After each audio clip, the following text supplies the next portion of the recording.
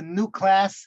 I've given it over publicly just once, and I do believe that it is a transformative class. In other words, if you really take the ideas that I'm going to share with you and you actually apply it to your davening, it is going to be something that's going to make a huge impact on you.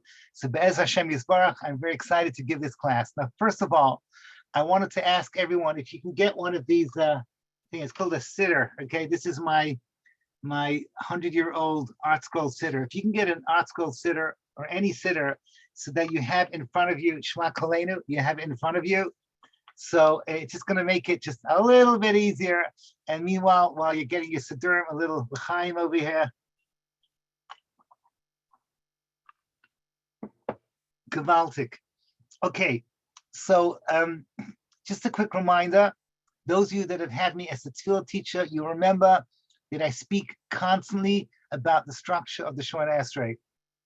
The Shemoneh Esrei is made out of 3 parts: the opening 3, the middle 13, and the last 3. The opening 3 are introductory, 3 different ways of introducing ourselves to Kadosh Baruch Hu, what we used to call the establishment of the relationship. Through Avram Avinu, that's the first bracha. Through Yitzchak, that's the second. Through Yaakov, that's the third. 3 different ways that we stand in front of Hashem and say, we are your nation, we are your people, I am your servant, your soldier, and I'm here to ask you for my needs. At the end, there's 3 different ways of saying thank you. Through the Beis HaMikdash, that's Ritzei. Through Modem, that's my personal thank you. And through Sim Shalom, Shalom Rav, which is the national, international, worldly way of thanking Kadosh Baruch Hu. In the middle are 13 brachas, 6, 6, and 1. The opening 6 talk about my personal life. My personal life includes my family, my friends, my loved one, my community. And then the next 6 talk about my national life, meaning I'm part of Klal Yisrael.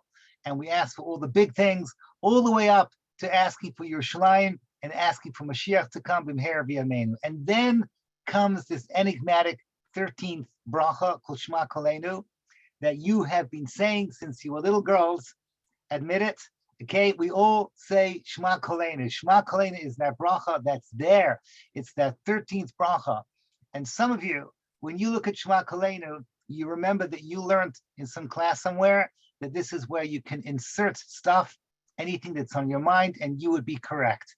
But what will probably also be true is that you have now gone, however old you are, let's say you're in your mid-20s somewhere, without actually ever asking yourself the question, what is this bracha truly all about? What am I supposed to be achieving? How am I supposed to be growing out of the bracha Shema Koleinu? So let's take this step by step. First of all, let's quickly remind ourselves of what the Mishnah Berurah brings down, which is the halachically correct way of inserting your own personal stuff into Shema Koleinu. I have it in front of me. I'm reading it to you now from Siman Kuf Yud Tes in the Shulchan Aruch. It brings down, and I quote, "Im ratza lahaisif," if you want to add your own stuff. So it says you can be meisif b'chol bracha me'emtzayos me'ena bracha, meaning you can add your own stuff in Rifa'enu about health, in Baruch Aleinu about parnasa. In each bracha, you can insert your own stuff. However, when it comes to Shema Koleinu, b'shemei tefillah, Yachol Lisho Kol Tzrachav, you can ask for whatever you want, Shu Koleles Kol HaBakashos, because it includes all the other brachas inside of it. Let me translate that into simple English. Shema Koleinu is the joker in the pack of tefillah cards, meaning, just like when you play cards, the joker can morph and become whatever card you want it to be. Similarly, Shema Koleinu can become any bracha that you want to be. You can add anything you want. Plus, there's an extra bonus. What's the extra bonus? So Rabbeinu Yonah brings down, when you make your own additions, so you have to make sure that if you're speaking about something personal, then you speak in the language of a personal request. If you're doing something that is national, you're talking for Klal Yisrael, you have to speak in Lashon Rabim.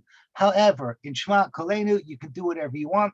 It's always good. Bein b'yachid, bein b'rabim, it always works. So Shema Koleinu is a freebie where you have room to maneuver. You can ask for whatever you want, and in first person or in plural, it's all good.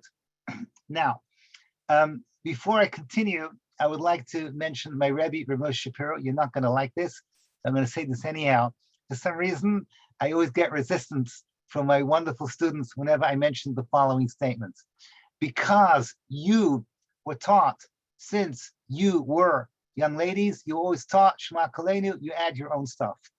I was taught by my Rebbe to teach you not to do that, to wait until the end of the Shemoneh Esrei before you take your 3 steps back, before you say the words Yilaratzan Imrifi, Hashem Tzir V'Goli, and some of you have the custom to say your verses, and then you say Osei Shalom. Just before that, you insert whatever is on your mind in whatever language you choose, in English, Espanol, Russian, whatever works for you, whatever is your natural language, you turn to Hashem and you say over your needs.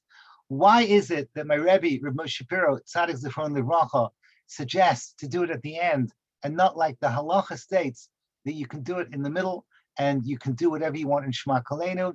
And the answer is because of the following reason.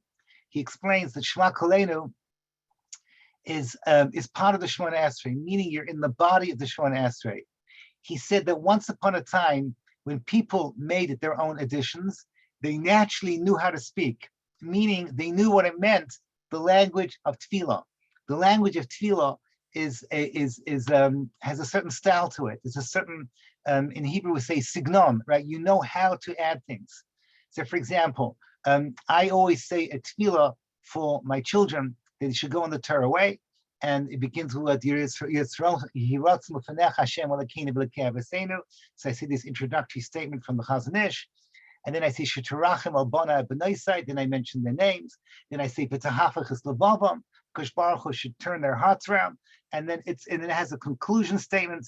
The point is that tefillah, if you make your own tefillah in your own words, you still have to know how to say. You can't just say like, hey God, what's going on? Like, like I'm having these issues, could you help me out? It doesn't work that way.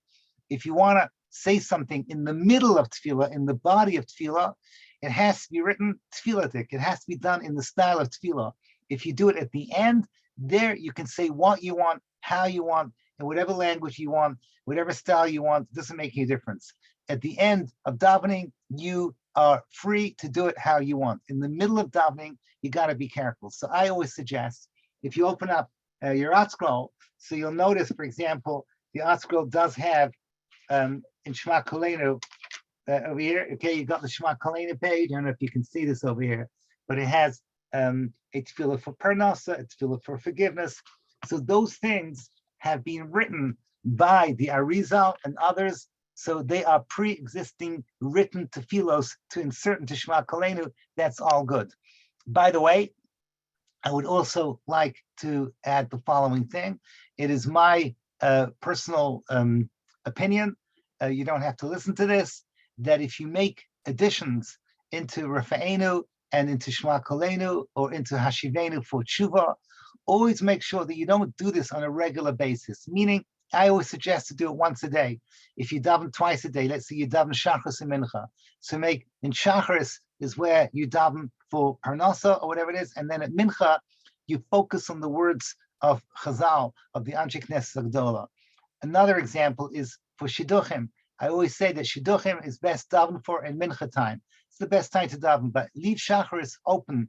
That way, you will notice the words and you'll focus on the words. And that is exactly what I want to do today. I want to introduce to you the Bracha Shema Koleinu, show you something beautiful and empowering about the nature of this bracha, which tends to be overlooked, okay? No one notices these things because they're so busy making all their additions into the tefillos. So for those of you who are just joined us, hello, Abby. Okay, for those of you that have just joined us, a little introduction. One more time, what are we trying to do today?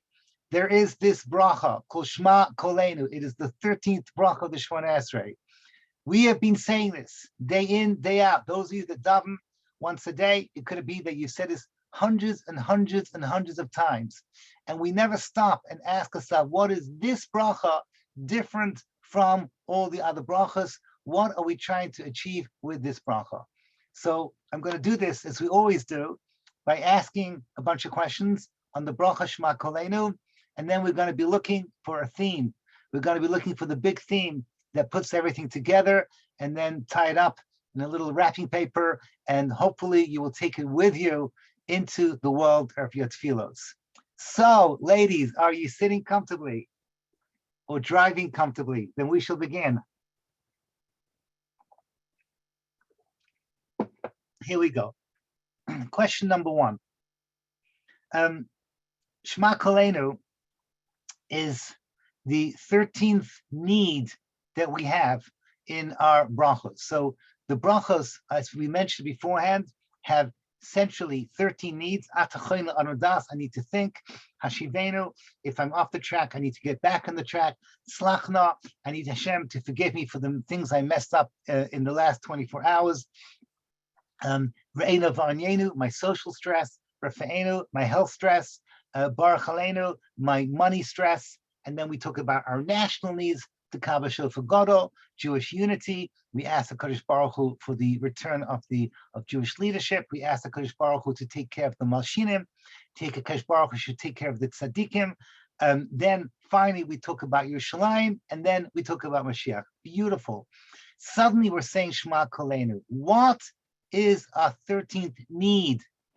The question I'm asking is a very, very simple question. What are we asking for?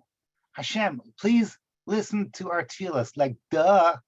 Obviously, when we say Rafa'enu, we want Hashem to listen. We don't need to repeat the obvious. When we say Rafa'enu Hashem b'nei Rafeh, heal us and we will be healed, it is understood by definition that it includes a Shema Koleinu aspect. We're not stupid. Hashem certainly is infinitely wise. He knows that we're asking from the bottom of our hearts. Why do we have to repeat once again the word Shema Koleinu? It doesn't seem to be adding anything new to what is self-understood in the other 12 brachos. If we're asking for Mashiach, we don't need to repeat and say Shema Koleinu. Obviously, if we're asking for Mashiach, we're asking for Mashiach. We want him to come from the bottom of our hearts. We're crying Hashem. What are we adding by now saying Shema Koleinu? This 13th bracha seems to add absolutely nothing. That is my first question. What is Shema Koleinu adding to what is self-understood and completely and totally obvious? So that's my first question that I'm asking. The second question is if you can actually have a look at the words themselves, and you'll notice. And again, I'm not when I keep on saying, I'm sorry for being condescending. I keep on saying it could be your whole life. You never notice this. Well, I'm talking about myself. I remember when I had this revelation that Shema Koleinu, the words that you're actually saying, is highly repetitive. You seem to be saying the same phrase twice. Let's have a look together, okay? Shema Koleinu, Hashem Elokeinu, Chus v'rachim aleinu, v'kabel b'rachim v'ratzon es tefiloseinu. I don't know how old you people are, but about 15 years ago, there was this incredible song, Shema Koleinu. So I'm looking for smiles. Does anyone here know that song? It's a beautiful song, okay? Hashem, answer our tefillas. But then we always add the words ki. You know what ki means? Ki means this is the reason why you should answer our tefillas. So we see the word ki twice. Look at this. Ki, kel, shemea, tefillas, v'sachanunim ata.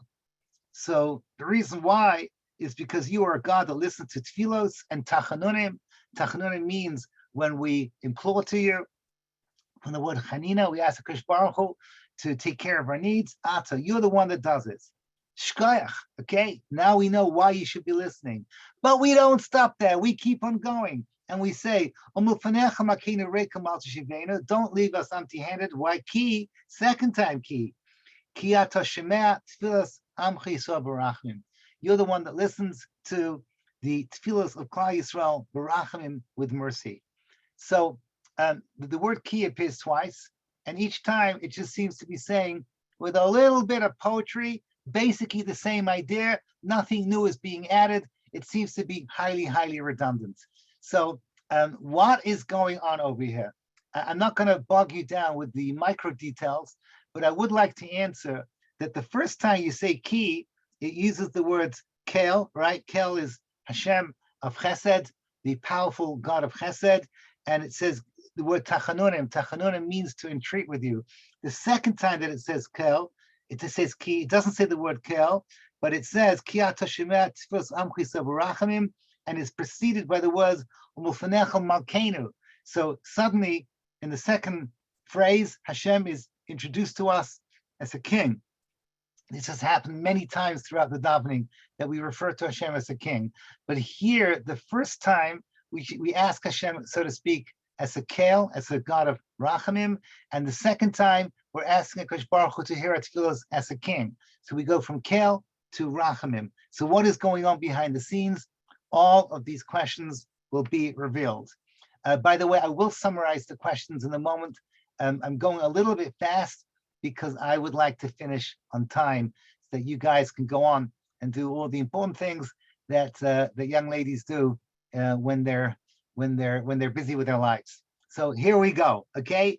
So question number one is just in general, why do we need a 13th bracha? It does not add anything new that we haven't implicitly already said. Second question is that the bracha itself is broken into two halves. Why do we need two halves in this bracha? The third question is that what is the next words that come immediately after Shema Koleinu? Look at the next bracha after Shema Koleinu, ladies. What comes next? Ritzei. What does Ritzei mean? Ritzei Hashem Elokeinu b'amchi Yisrael u'b'tfilasam. Please accept our tfilos. Now, whoa, what's going on over here? Ritzei Hashem Elokeinu. Who here can tell me what's the difference between Ritzei Hashem Elokeinu b'amchi Yisrael and Shema Koleinu Hashem Elokeinu chusra? It's the same thing all over again. Suddenly we're saying Ritzei. Suddenly we're saying the same thing that we've been asking for in Shema Koleinu. So we now say the same thing in Ritzei. What is going on over here? How? Oh my gosh, okay, I think the rabbis need an editor, ladies. Okay, this is a problem. They're saying the same thing again and again and again. You start off with Shema Koleinu, and then the next bracha is Ritzei, asking Hashem to accept our tefillos. This is ridiculous. Now, I will acknowledge that the bracha goes on a little bit. The second one, Ritzei, and talks about the korbanos. We're going to see that that's obviously part of the answer.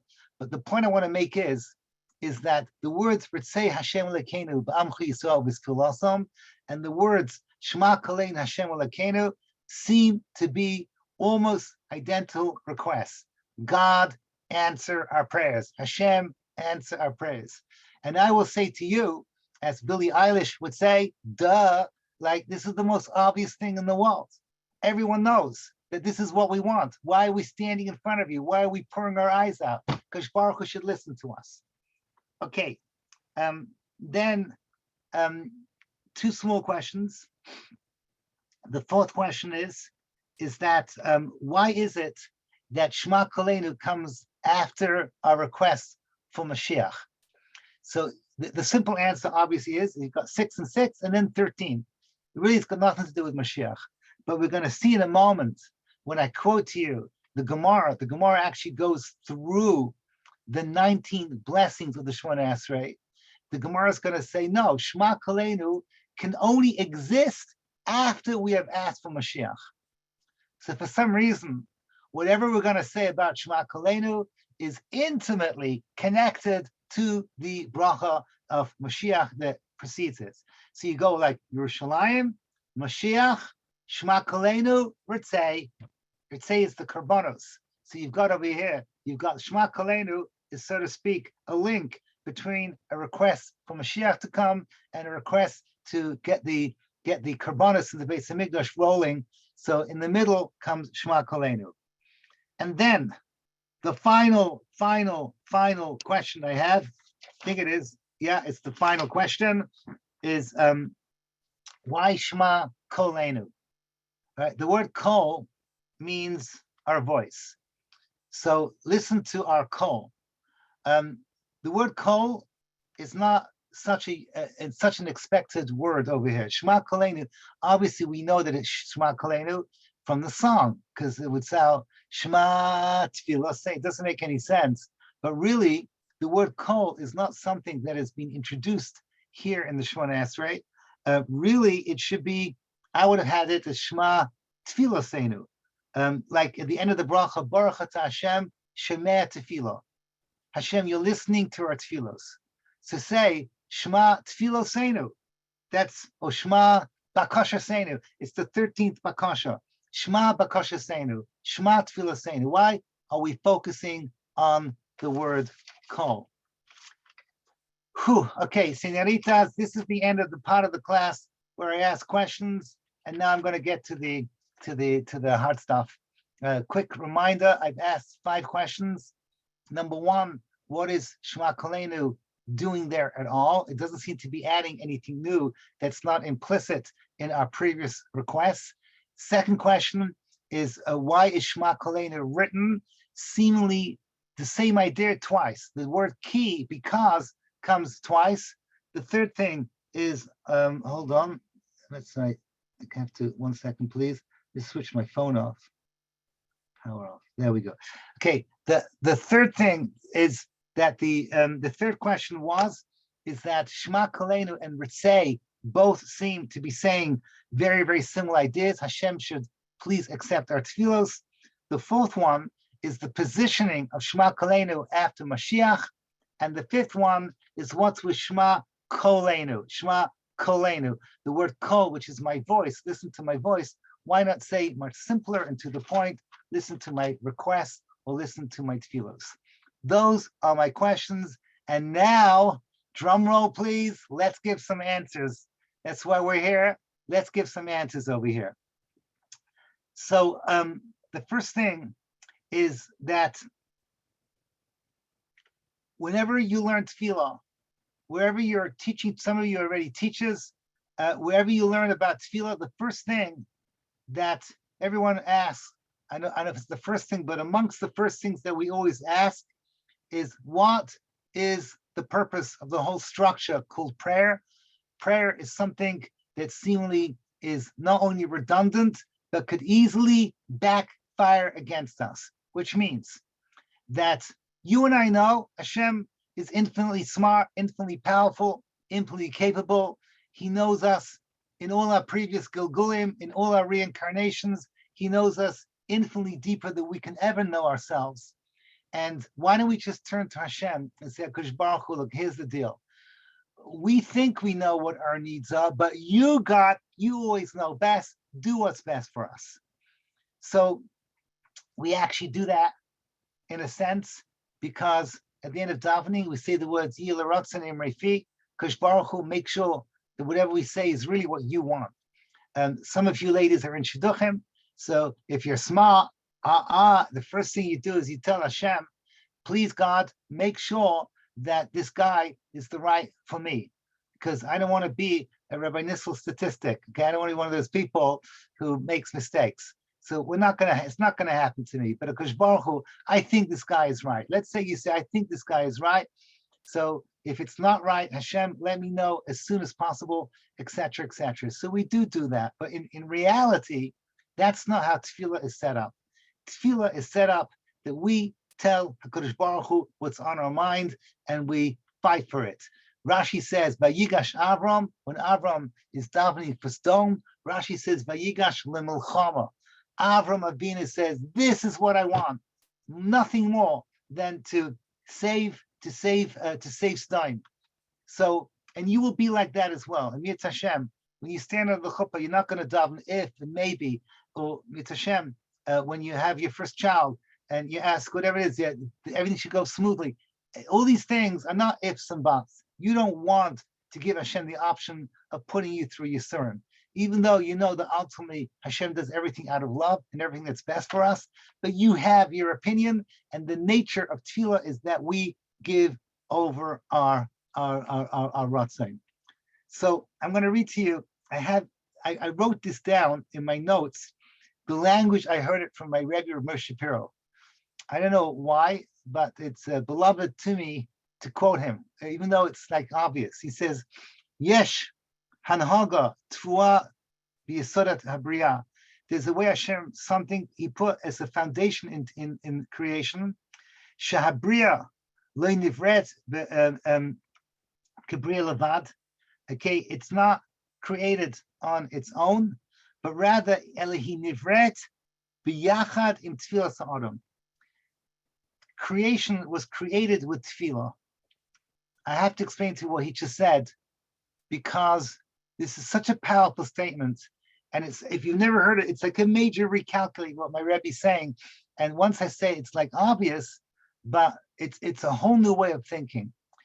Do you remember when you first learned Chumash with Rashi and you learned the creation story?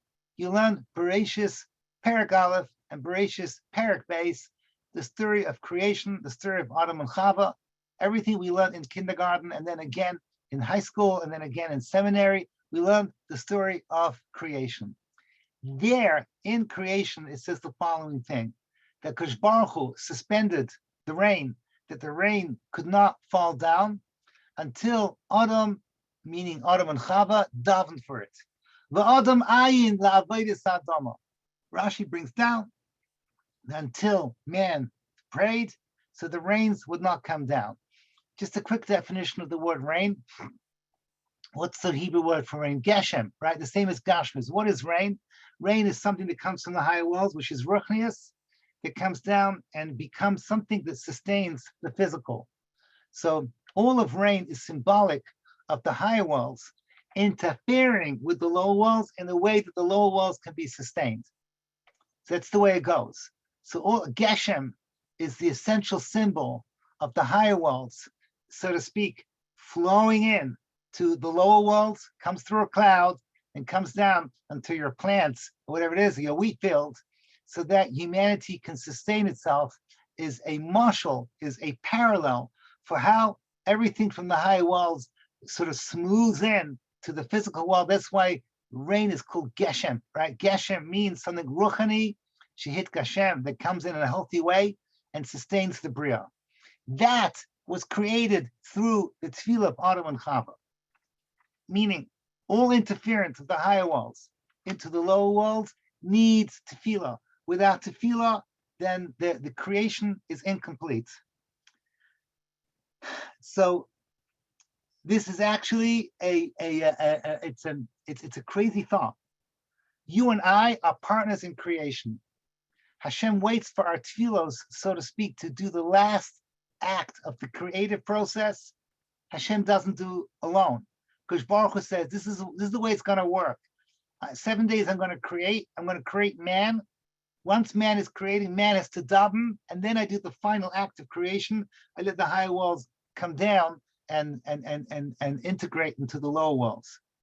So this is a whole new way of looking at tefillah. This is a whole new way of understanding what davening is. Davening is much, much, much more than just we turn to Hashem with our percussions, with our needs. Because Baruch Hu, I want a shidduch. Because Baruch Hu, I want my parents to have shalom bayis, or that my father should have parnasa, that my little sister should be able to deal with her anxiety issues, whatever is the real things that are going on in your life that you're davening for. You got to step back for one moment and see there's a bigger picture. No, Hashem wants you to daven as a partner in his creative process. We're in this together, Hashem says. Hashem says, I want you to daven, because the final geshpanka, the final act of creation, is going to come out of you asking me to bring down rain. Rain means the higher worlds have to come down and make everything different, make everything change. So this is something that is it's a different way of thinking. Now, I wanna go a little bit deeper if I can, and give you some background of, so to speak, what is Hashem up to over here? What is Hashem up to? I wonder if you remember this Rashi. This Rashi is quoting Chazal at the very beginning of the Chumash, where it says, Bereshis bara Elokim es hashamayim v'haaretz. So Rashi brings down, B'tchila, in the beginning when Hashem created the world, Al b'mashavtoi, in the world of thought, Hashem's ratzon, livrot ha'sa'olam b'midas hadin. He wanted to create the world with midas hadin. Midas hadin means everything is logical and everything follows what we call cause and effect. It's the laws of nature, the laws of statistics. Everything should follow midas hadin. What does Rashi continue? Ra she'einu miskayemes. He saw that it would not survive. Allah v'shitef imoy midas harachmim. Then afterwards, in Perek Beis of Parashat Bereshis, you see the Shem Hashem, that Hashem's name is introduced, so to speak, that once you have rachamim in this world, now the world can be sustained. So the obvious question is that, dear God, okay, you're not incompetent, you're God, you couldn't have thought this through? What are you, some kind of like a professor that somehow you start your creating your creative things and you don't realize that it's not going to work? Of course Hashem knew it's not going to work. Of course Hashem knew that he had to go and go through this 3-step process. Number 1, din. Number 2, he sees it doesn't work. Number 3, he introduces rachamim. So this is where we come in. Quote, okay, tefillah rachmim ninhu. Tefillah is the essential nature of tefillah is to invoke this midah of rachmim. Hashem did not just say, okay, let's put in rachamim, because Baruch Hu put in that man should invoke this rachmim and unleash the rachmim here into this world. Today, we're not going to talk really deep about why this is absolutely the only way Hashem can create the world. We're going to just ask the question what this means for us. What does it mean on a practical level? That HaKadosh Baruch Hu created the world where rachamim is an essential part of the process of creation itself. And through that, man can stand and the world can stand, and the world can eventually come to its conclusion and to its perfection and to its shleimus. So we spoke about regular tefillos that we daven for in the Shemoneh Esrei. But you and I know in real life, because Baruch Hu makes our lives crazy.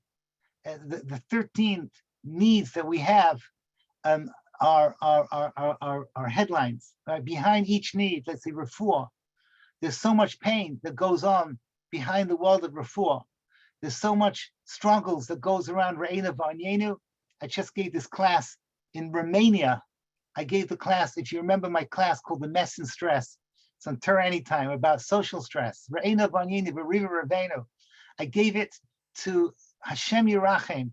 This is close to 1,000 Yidden from Odessa that had to leave their homes. Imagine what kind of tsaras these people are going through.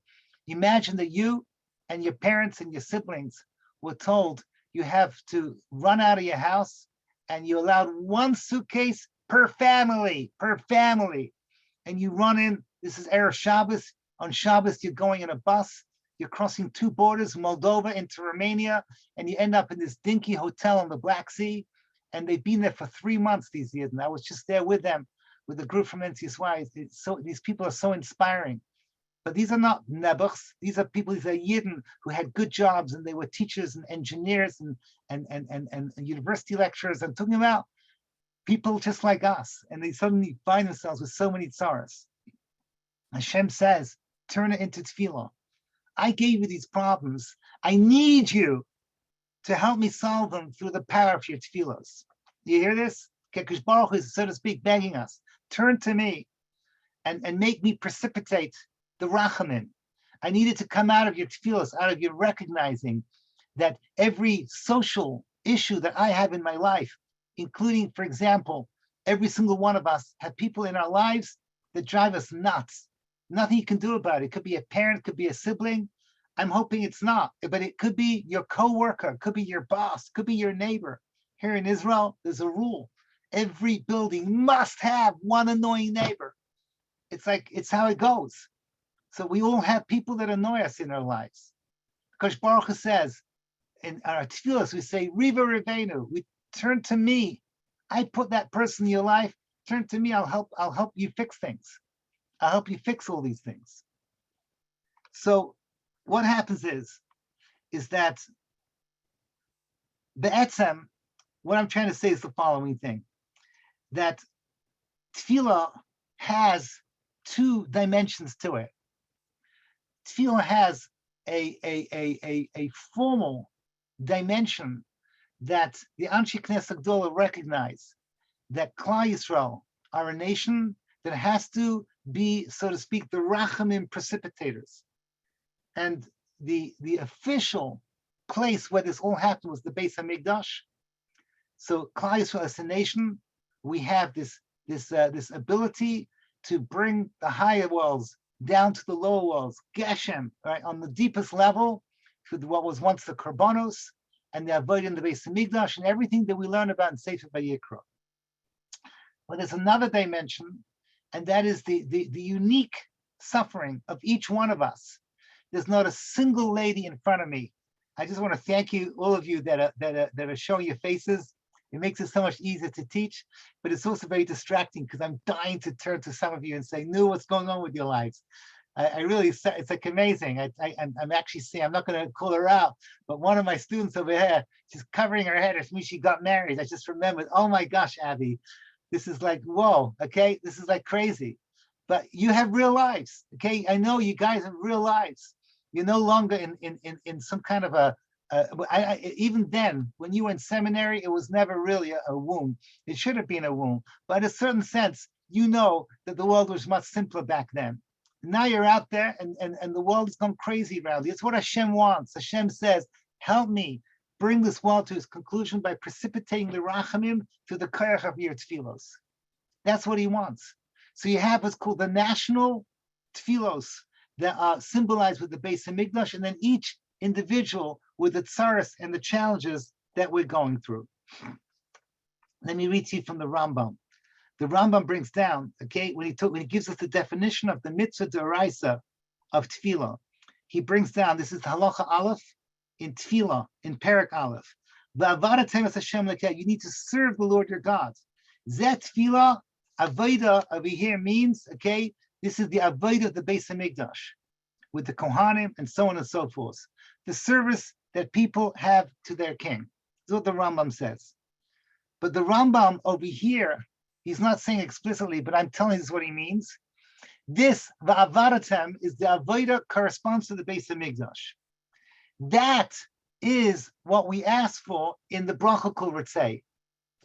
Ritzei is a formalized Klal Yisrael as a nation being the, so to speak, the catalyst to bring the high walls down to the low walls on a national level.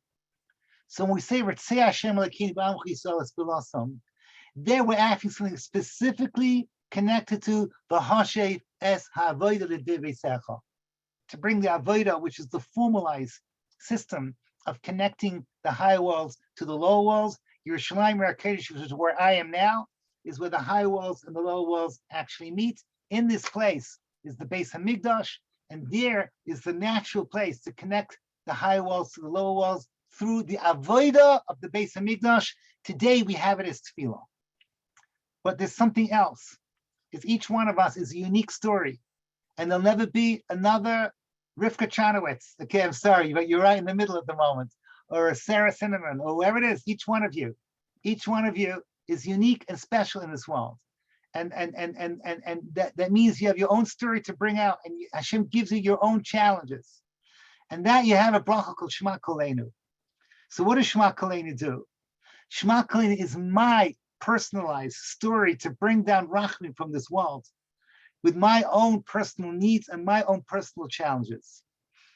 So therefore, let's step back and ask ourselves the big question, and I'm getting very close to saying the big idea that I want to say. If I ask you, what are your needs? Honestly, your needs is your story, but your story is intertwined with Klal Yisrael's story. In other words, when I say to you, do you need Mashiach? The answer is yes, even though it's a national need. Do you need Jewish leadership? Do you need Jewish unity? Of course. So the 12 brachas of the Shemoneh Esrei, the 12 needs are 6 and 6. These are my needs, my personal needs and my national needs. I say Shema Yisrael. I have a belief, I'm part of Klal Yisrael. So the 12 brachas of the Shemoneh Esrei are 2 groupings of 6. Those are different dimensions of me. I am my own story. I am part of Klal Yisrael, but that's also me. Shema Koleinu at the end is the ring that binds them and puts them together. Just by the way, it's interesting. I wrote this down in my notes. don't forget to mention the Brisker Rav. He says only Klal Yisrael has this concept called tzibur. Nations do not have a tzibur. 10 Christians does not make a church, doesn't exist by them. 10 Muslims does not make a mosque. 10 Jews makes a tzibur. That's unique by us. He has proofs, but it's part of who we are. We are part of a thing called our own story and the story of our tzibur. So what's Shema Koleinu? Shema Koleinu is 13. You all know that 13 is Gematria Abba and Gematria Echad, right? It's the Aleph in the word Echad. Aleph is 1, Ches Dalet is 12. It's the glue that puts everything together. Shema Koleinu is the request to HaKadosh Baruch Hu for the most important need that I have. The most important need that I have is HaKadosh Baruch Hu. I want to be me. HaKadosh Baruch Hu, allow me to express me. Now, what exactly does this mean, and why is it happening over here? The answer is that while you're going through between all your requests from 1 to 12, and you're talking and you're saying to Hashem your pain, your social pain, your health pain, mental health, money issues, Klal Yisrael's issues, leadership, unity, all these pains that we have, you're going deeper and deeper into your own essence, finding out what you're all about, finding out what your needs really are. And once a day, we need to ask ourselves the biggest question of all, which is, who am I? Who am I? What's my story? God forbid you should answer that by giving over your career. God forbid someone says, what do you do? And you answer, I'm a dentist. You're not a dentist. When you die, they're not going to put, instead of a tombstone, a huge, big granite tooth. It's not what's going to happen. Here lies a dentist. She did many, many fillings in her life. That's not what defines you. What defines you is Atachainen all the way to Mashiach. These are the different definitions of who I am. This is my story, my moment in history, the people I'm connecting in, and how I'm together with my nation, trying to bring the world to its conclusion. The essential nature of who I am is expressed in your call, in your voice. The word Shema Koleinu, the word kol, is much more intimate than dibur. When I speak, I'm speaking in a way that you understand me. So my brain is translating my kol into diburim so that I can give over words and concepts so that you, the listener, can take it and make it part of you. Dibur is used as an interaction device. Kol is very intimate. When somebody falls and they cry out, they're not saying words. They're letting something deep from inside of them give expression. When you're saying Shema Koleinu, for the first time you're saying to HaKadosh Baruch Hu, listen to my essence. My essence is how all these different things came together. Rav Hirsch used to say that lehit palel literally means to judge yourself. Pei lamed lamed means to judge. Lehit, to judge myself, meaning in the world of tefillah, if you do it properly, by the time you get to Shema Koleinu, you have a deeper awareness of what you're all about. What you're all about is a sum of those 12 needs. And those 12 needs are broken into two halves, the opening 6 and the second 6, which is exactly why Shema Koleinu is made out of 2 parts. Remember, the first part, we refer to Hashem as a Kel, and the second part, we refer to Hashem as a Melech. The Kel, the Tachanunim, is the tsaras of me as an individual, with my spouse or my parents or my siblings or my coworkers or my community, the people in my shul. So that's the first half. The second half is already the Malkeinu, is that part of me that's part of a nation that has a king, and you're the king. So Shema Koleinu brings down the 2 dimensions of my story, individual and national, and the combination is the Shema Koleinu, the intimate connection to who I am. So we've answered all our questions, but then I want to finish off by giving you a very, very important message.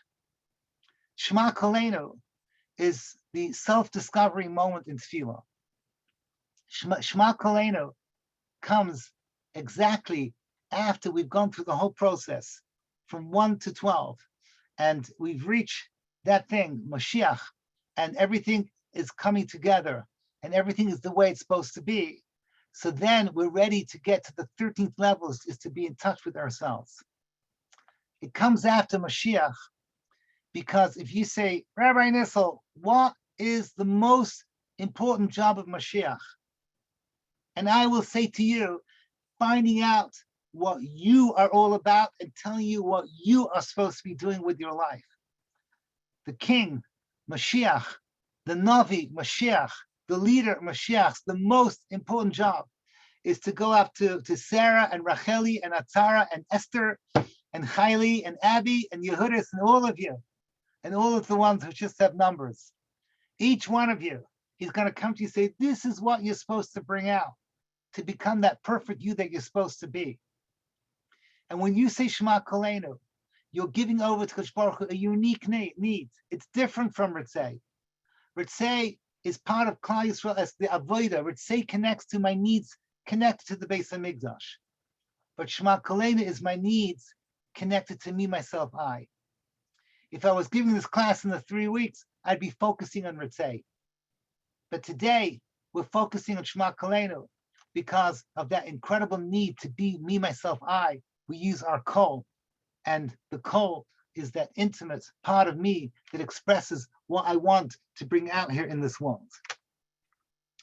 So I want to finish off with a little request from every single one of you, because okay, you can say, okay, Rabbi Nissel, thank you for the information. I'm not sitting here to give you info. I didn't put on my tie and make sure it was in the middle to make sure that you have information. I'm begging you to take these ideas and bring it into your tefillos.